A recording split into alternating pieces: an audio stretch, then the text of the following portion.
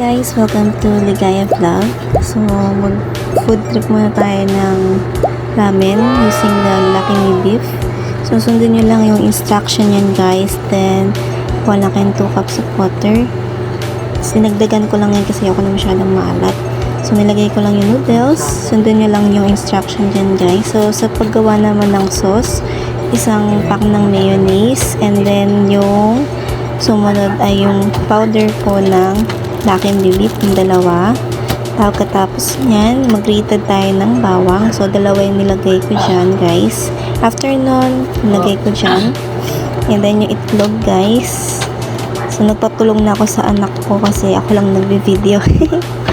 Then, siya nga naglagay daw ng itlog. Yan, sumama tuloy yung balat ng itlog. So, mix-mix na natin yan. Insan, after nun, makuha natin yung consistency.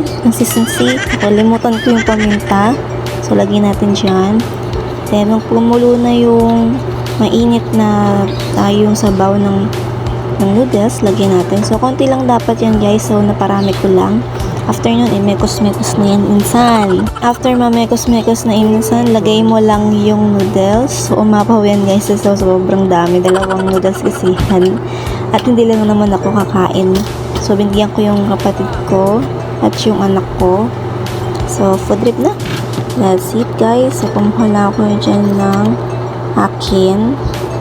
After nun, yung sabaw. So, namiss ko kasing mag-ramen.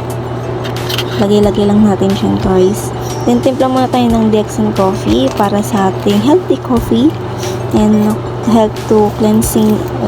Detox tayo, guys. At para healthy tayo lagi. Maganda po ito kasi sa healthy coffee, 0.06% lang yung caffeine content niya. And good thing this is organic coffee siya guys. And more on Ganoderma coffee. So let's try na guys. After nyan, let's eat. Siyempre pray muna tayo guys. Salamat tayo kay God sa lahat ng blessings and food. After nun, arat na. Kain na tayo.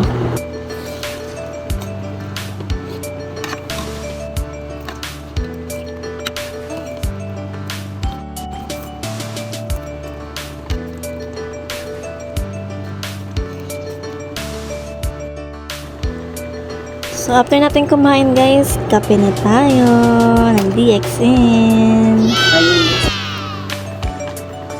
So, message nyo lang ako guys pag gusto nyo umorder ng DXN coffee. Siyempre, 390 lang yan sa 10.5. 755 kapag 21 grams and 250 kapag 12 grams. Message me guys. After nun, siyempre gusto ko mag-spirulina. So, maganda tong spirulina. Alkaline siya.